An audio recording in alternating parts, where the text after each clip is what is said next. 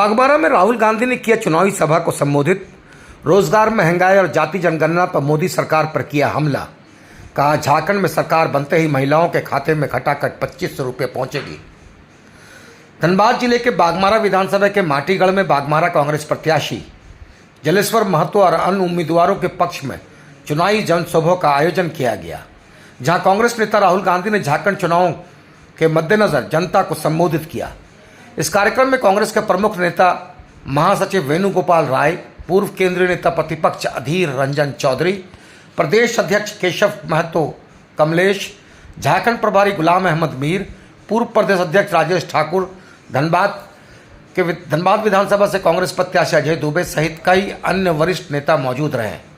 सभा में सैकड़ों की संख्या में जुटे कांग्रेस कार्यकर्ताओं और समर्थकों ने राहुल गांधी का स्वागत किया। अपने भाषण में राहुल गांधी ने वर्तमान केंद्र सरकार पर जमकर निशाना साधा और नरेंद्र मोदी सरकार पर जनहित के मुद्दों से मुंह मोड़ने का आरोप लगाया। राहुल गांधी ने सभा में युवाओं और महिलाओं की समस्याओं पर जोर दिया। उन्होंने कहा कि 50% महिलाएं और युवा आज के चुनावी सभा में शामिल हुए हैं क्योंकि वे बेरोजगारी और महंगाई से परेशान हैं। राहुल ने मोदी सरकार पर तंज कसते हुए कहा कि प्रधानमंत्री सी प्लेन में घूमने के बजाय जनता के असली मुद्दों पर ध्यान दें। वहीं राहुल गांधी ने कहा कि झारखंड में सरकार बनते ही महिलाओं के खाते में 2500 रुपये खटाखट पहुंचेगी। राहुल गांधी ने भारतीय उद्योगपति गौतम अडानी का जिक्र करते हुए कहा कि अडानी जैसे अमीरों को लाभ पहुंचाने के लिए मोदी सरकार ने जीएसटी का बोझ आम जनता पर डाल दिया है। उन्होंने कहा कि आम आदमी जितना जीएसटी देता है उतना ही टैक्स अडानी जैसे अरबपति भी देते हैं। उन्होंने सवाल उठाया कि 1 लाख करोड़ रुपए की सरकारी जमीन कैसे निजी हाथों में दी जा रही है और इस तरह के निर्णयों में आदिवासी, पिछड़ा और अल्पसंख्यक समुदाय को कैसे नजरअंदाज किया जा रहा है। राहुल गांधी ने प्रधानमंत्री मोदी पर जाति जनगणना को रोकने का प्रयास करने का आरोप लगाया। उन्होंने वादा किया कि कांग्रेस सत्ता में आने पर लोकसभा में जाति जनगणना पास करवाएगी और आरक्षण सीमा को 50% से अधिक करेगी। उन्होंने जाति आधारित आरक्षण के अनुपात को बढ़ाने की बात करते हुए आदिवासी को 24 से 28%, दलितों को 10 से 12% और पिछड़ों को 14 से 27% आरक्षण देने की बात कही। धनबाद में राहुल गांधी का यह दौरा कांग्रेस के लिए चुनाव प्रचार का महत्वपूर्ण हिस्सा है। उनके भाषण में बेरोजगारी, महंगाई और जाति जनगणना जैसे मुद्दों पर केंद्र सरकार को घेरने की कोशिश स्पष्ट दिखाई दिया। सभा में हजारों लोगों की उपस्थिति ने कांग्रेस को एक मजबूत समर्थन का संकेत दिया जो आगामी चुनाव में उनकी स्थिति को मजबूत कर सकती है। लाभ था और हमारे देश के सबसे बड़े हमारे कांग्रेस के नेता आए थे और उन्होंने अपना संदेश दे दिया और आप जानते हैं कि वो जो कहते हैं वो करते हैं। मैं समझता हूँ कि आने वाले दिन में जो हम लोग इंडिया गठबंधन के प्रत्याशी धनबाद जिले में सभी लड़ रहे हैं, हम सब जीतेंगे और आने वाले दिन में हमारी ही सरकार बनेगी। देखिए, ऐसा है कि जहाँ तक अब धनबाद विधानसभा की बात करेंगे, मैं पिछले कई दिनों से क्षेत्रों में जा रहा हूँ, विभिन्न क्षेत्रों में जा रहा हूँ। आप देखते होंगे अखबारों में भी पूरी बड़ी तादाद में लोग हमसे मिल रहे हैं, हम लोगों से मिल रहे हैं, लोगों का आशीर्वाद ले रहे हैं, माताओं का, बहनों का, भाइयों का, दोस्तों का, और वो काफ़ी अपनी समस्या बता रहे हैं। जो टूटे हुए सड़क हैं, चाहे वो हमारे रोड जाम की समस्या हो, आप रंगाटांड से जब जाएंगे बैंक मोड़ तक उस आपको 1 घंटे से ज़्यादा का वक्त लगता है। मेरा ये कहना है, कोई भी विधायक यदि जनता के आशीर्वाद से, दोस्तों के आशीर्वाद से, वहाँ के सम्मानित लोगों के आशीर्वाद से जीतता है तो उसकी नैतिक जिम्मेदारी होती है। उसकी कुछ नैतिक जिम्मेदारी होती है कि जिन्होंने आपको शक्ति दिया है, जिन्होंने अपना विश्वास आप पर व्यक्त किया है, जिनकी सेवा के लिए आपको मौका मिला है, उनकी सेवा आप ईमानदारी और निष्ठा से करने का प्रयास करें। दोस्तों, हम आपसे बताना चाहते हैं कि यदि हमारे धनबाद विधानसभा क्षेत्र के तमाम भाइयों, बहनों, दोस्तों, नौजवानों, बुजुर्गों का साथ मिला, आशीर्वाद मिला, स्नेह मिला, जो मिल रहा है, अपार मिल रहा है, अपार जन समर्थन मिल रहा है, तो निश्चित रूप से जीतने के बाद हम उनके विश्वास को किस तरीके से संवेदनशीलता के साथ, भावनात्मक तरीके से जोड़ करके अपने क्षेत्र के लोगों के बारे में काम करना चाहिए, सोचना चाहिए, सेवा करना चाहिए, ये दिखेगा। कि देश को पता लग जाए आदिवासी कितने हैं, दलित कितने हैं, पिछड़े वर्ग के लोग कितने हैं। दूध का दूध, पानी का पानी साफ हो जाए, पूरा पता लग जाए सबको कि भैया देश का धन कैसे बचा है, सरकारी संस्थाओं में हमारे कितने लोग हैं, दलित कितने हैं, आदिवासी कितने हैं, पिछड़े कितने हैं, सबको पता लग जाए। जाति जनगणना को रोकने की कोशिश कर रहे हो। मैं और कांग्रेस पार्टी और इंडिया गठबंधन देश को वायदा देते हैं, पार्लियामेंट में, लोकसभा में वायदा देते हैं कि हम जाति जनगणना इसी लोकसभा में पास करवा के दिखाएंगे। झारखंड में हमने कह दिया है आदिवासियों को 26% से 28% रिजर्वेशन हम बढ़ा के दे देंगे। दलितों को 10% से हम 12% कर देंगे और पिछड़े वर्ग को 14% से हम 27% रिजर्वेशन दिलवा देंगे। आदिवासी वर्ग के लोग आए हैं, क्या कर रहे हैं यार तुम लोग, क्या कर रहे हैं? हम आपको आदिवासी कहते हैं, बीजेपी के लोग आपको वनवासी कहते हैं। आपने सुना है ना, वो वनवासी कहते हैं, हम आदिवासी कहते हैं। आदिवासी का मतलब वो लोग जो इस धरती के, इस देश के, इस जंगल के, जमीन के, जल के पहले और असली मालिक थे। ये आदिवासी के पीछे सोच है कि जल, जमीन, जंगल का अधिकार आपको ना मिले।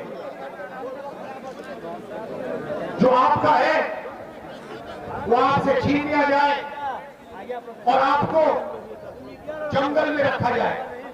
सरकार हर महीने, ये देखिए मुस्कुरा रही है, हमारी सरकार हर महीने आपके बैंक अकाउंट में 2500 रुपए खटाखट अरे हिल रहा भाई, रुको यार तुम लोग, ताली बजाओ। महंगाई की चोट आपको लगती है, सरकार का फायदा भी आपको पहुंचना चाहिए। 2500 रुपए हर महीने आपके बैंक अकाउंट में ठगाठक। 1 तारीख को आप करोगी, जनवरी, फरवरी, मार्च, अप्रैल, मई, जून बैंक अकाउंट चेक करोगी, 2500 रुपए अंदर। उसके बाद गैस सिलेंडर 450 रुपए का,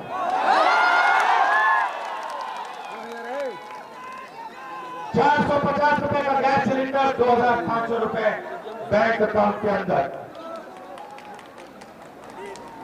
7 किलो राशन हर व्यक्ति को हर महीने आपकी इंडिया गठबंधन की सरकार देने जा रही है। युवाओं के लिए 10 लाख युवाओं को रोजगार,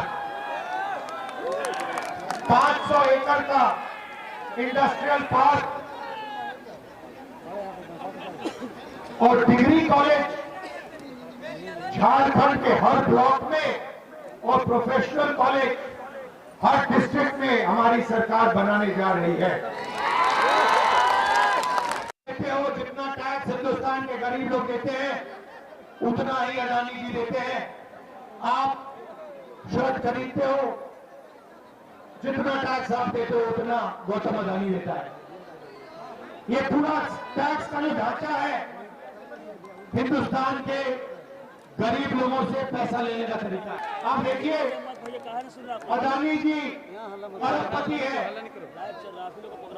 प्राइवेट हवाई जहाज में 24 घंटा उड़ता है, धारावी की उसको जमीन दी जा रही है, 1 लाख करोड़ रुपए की जमीन उसको दी जा रही है और जितना टैक्स आप देते हो उतना ही वो देता है। अगर आप टी-शर्ट खरीदोगे जीएसटी जितनी आप दोगे उतनी ही अडानी देगा।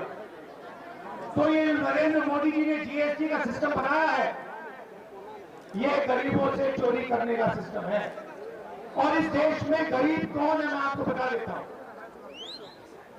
8% आदिवासी, 15% दलित, 50% पिछड़े वर्ग के लोग, 15% अल्पसंख्यक माइनॉरिटी के लोग, मतलब 90% हिंदुस्तान की आबादी या दलित है या आदिवासी है या पिछड़े वर्ग की है या फिर माइनॉरिटी है।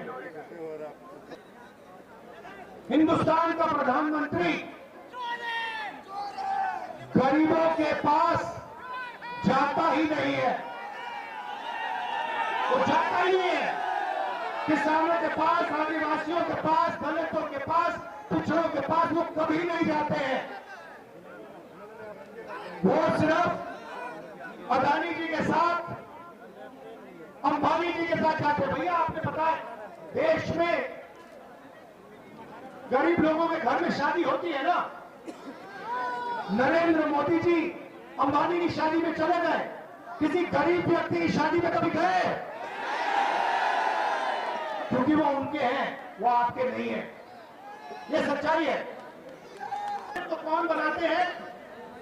90 अफसर हिंदुस्तान के बजट को बनाते हैं और झारखंड में जो पैसा बढ़ता है यहां भी 70-80 अफसर उसको बांटते हैं। तो मैंने पता लगाया इन 90 अफसरों में जो हिंदुस्तान के बजट को बांटते हैं, इन 90 अफसरों में दलित कितने हैं, आदिवासी कितने हैं, पिछड़े वर्ग के कितने हैं, ये मैंने पता लगाया। आप हैरान हो जाओगे, आदिवासियों की आबादी 8% और हिंदुस्तान के जो बजट को बांटने वाले 90 अफसर हैं उनमें आपका आदिवासी एक अफसर है, उसको पीछे बैठा रखा है।